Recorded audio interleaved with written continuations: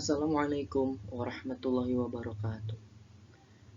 Nama saya Muhammad Ilham dengan NIM 2010111401698 kelas 03 TPLE 008 Universitas Pamulang Teknik Informatika. Kali ini saya akan jelaskan tentang media penyimpanan sistem berkas. Jenis media penyimpanan. 1. Primary storage. Primary storage, penyimpanan primer, dicirikan dengan kecepatan akses yang lebih tinggi, kapasitas terbatas atau kecil, dapat diakses langsung oleh CPU, harga mahal, memori utama, volatile storage.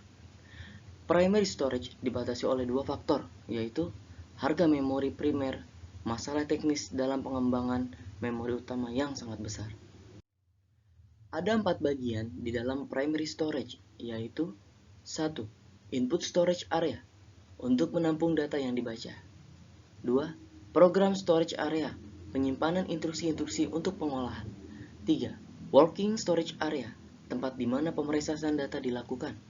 4. Output storage area, penyimpanan informasi yang telah diolah untuk sementara waktu sebelum disalurkan ke alat-alat output. Primary storage dapat juga terbagi berdasarkan pada hilang atau tidaknya data atau program di dalam penyimpanan, yaitu 1. Volatile storage, berkas data atau program akan hilang jika listrik padam. 2. Non-volatile storage, berkas data atau program tidak akan hilang sekalipun listrik dipadamkan. Berdasarkan pengaksesannya, primary memory terbagi menjadi 2, yaitu 1. RAM, Random Access Memory, bagian dari main memory yang dapat kita isi dengan data atau program dari disket atau sumber lain, di mana data-data dapat ditulis maupun dibaca pada lokasi di mana saja di dalam memori. RAM bersifat volatile. 2. ROM, Read Only Memory, memori yang hanya dapat dibaca. Pengisian ROM dengan program maupun data dikerjakan oleh pabrik. ROM biasanya sudah ditulis program maupun data dari pabrik dengan tujuan-tujuan khusus, misal diisi penerjemah, interpreter dalam bahasa basic. Tipe lain dari ROM chip yaitu 1. PROM, Programmable Read Only Memory, merupakan sebuah chip memori yang hanya dapat diisi data satu kali saja. 2. EPROM, Erasable Programmable Read Only Memory, jenis khusus PROM yang dapat dihapus dengan bantuan sinar ultraviolet. Setelah dihapus, EPROM dapat diprogram lagi. EPROM hampir sama dengan EPROM, hanya saja untuk menghapus datanya memerlukan arus listrik. 3. EEPROM, Electrically Erasable Programmable Read Only Memory. EEPROM adalah tipe khusus dari PROM, Programmable Read Only Memory, yang bisa dihapus dengan memakai perintah elektris. Seperti juga tipe PROM lainnya, EEPROM dapat menyimpan isi datanya, bahkan saat listrik sudah dimatikan. 2. Secondary storage, penyimpanan sekunder, dicirikan dengan 1. Tidak dapat diakses langsung oleh CPU, harus dikopi dahulu ke buffer memory. 2. Kecepatan akses lebih rendah. 3. Berharga lebih murah. 4. Kapasitas besar, contohnya magnetic tape, magnetic disk, optical disk, flash memory. Dan yang terakhir adalah non-volatile storage. Kegunaan utama penyimpanan sekunder antara lain penyimpanan program untuk penggunaan masa mendatang. 2. Penyimpanan informasi dalam bentuk file. Jenis secondary storage 1. Serial or Sequential Access Storage Device, SESD. Tidak dapat diakses secara langsung di posisinya, harus sekuen urut. Kurang lebih kapasitas lebih besar, harga per bit informasi yang dapat direkam lebih murah, kecepatan lebih lambat berbanding di ASD. Contoh, magnetic tape, punch card, punch paper tape. Jenis secondary storage 2. Direct Access Storage Device, DESD, dapat diakses secara langsung di posisinya, kurang lebih kapasitas lebih besar, harga per bit informasi yang dapat direkam lebih murah, kecepatan lebih lambat berbanding main memory. Contoh, magnetic disk, floppy disk, and mass storage. Beberapa pertimbangan di dalam memilih alat penyimpanan, yaitu cara penyusunan data, kapasitas penyimpanan, waktu akses, kecepatan transfer data, harga, persyaratan pemeliharaan, dan standarisasi. Pihak yang terkait dengan penyimpanan data terstruktur perancangan database, administrator database, pengimplementasi DBMS. Sifat penyimpanan data menggunakan kaidah 3 mudah. Mudah disimpan, mudah dicari, dan mudah diubah.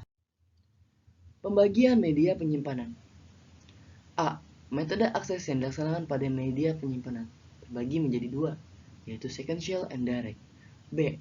Organisasi data terbagi menjadi tiga, yaitu sequential, direct, and index sequential. Jenis media penyimpanan yang mempunyai metode akses secara sequential adalah magnetic tape. Dan jenis media penyimpanan yang mempunyai metode akses secara direct adalah optical disk, magnetic disk, and flash memory.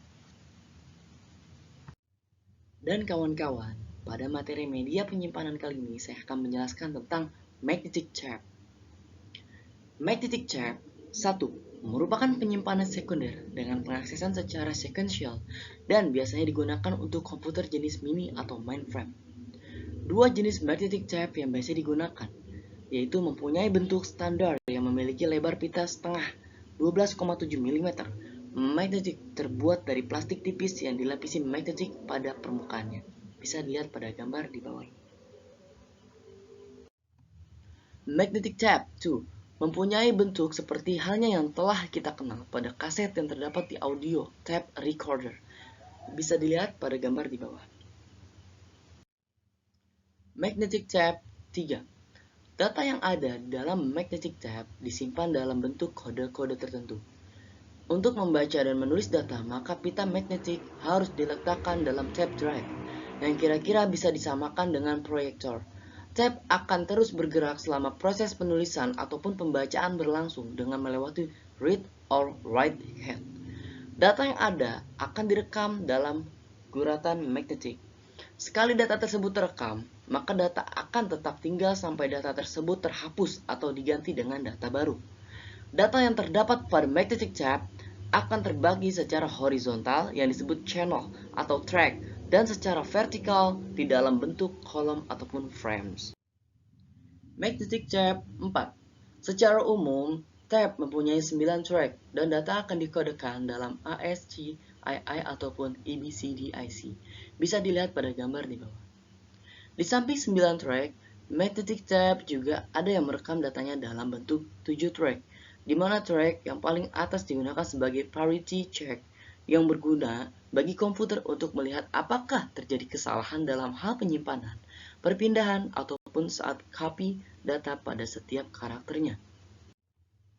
Magnetic tape 5. Pada saat drive dari magnetic berputar, maka data-data yang ada akan dibaca satu demi satu. Dalam hal ini, tape membutuhkan adanya suatu tanda untuk mulai dan berhenti pada suatu record data. Pada saat berhenti dan akan melakukan pembacaan lagi, ada beberapa dari bagian tape yang tidak terbaca. Bagian ini disebut dengan inter-record block yang terjadi di antara setiap blok data. Inter-record gap secara otomatis akan terbentuk oleh sistem komputer setelah selesai merekam karakter yang terakhir. Magnetic tape 6 atau 6. Ukuran record dalam hal ini ditentukan oleh jumlah data yang tersimpan. Beberapa record yang terhubung dalam suatu kesatuan disebut sebagai logical record. Beberapa logical record akan tersimpan dalam sebuah physical record. Dapat kita lihat pada gambar di bawah. Magnetic tape 7. Tape bersifat offline, artinya hanya bisa dipasang bila mana perlu. Pengaksesannya lambat, tidak cocok untuk piranti partner CPU seperti DISC. Cocok untuk membackup data, sebab blok dalam tape lebih besar dibandingkan dengan blok dalam disk. Baik untuk mengarsip data yang jarang dipakai, tetapi mempunyai nilai historis. Pengaksesan data paling akhir memerlukan waktu yang sangat besar. Data harus di backup. Menghindari resiko piranti yang selalu bergerak sehingga menyebabkan kerusakan data. Dan data dapat hilang karena terjadi sentuhan tak wajar antara head dengan permukaan disk. Representasi data pada magnetic tape. Data direkam secara digit pada media tape sebagai titik-titik magnetisasi pada lapisan peroksida. Magnetisasi positif menyatakan bit 1, sedangkan magnetisasi negatif menyatakan bit 0 atau sebaliknya, tergantung tipe komputer dari pabriknya. Tape untuk kode EBCDIC terdiri atas 9 track. 8 track dipakai untuk merekam data, dan track ke-9 untuk koreksi kesalahan. Density pada magnetic tape. Density adalah fungsi dari media tape dan drive yang digunakan untuk merekam data ke media magnetic tape. Salah satu karakteristik yang terpenting dari tape adalah density, kepadatan di mana data disimpan. Satuan yang digunakan density adalah bytes per inch (bpi).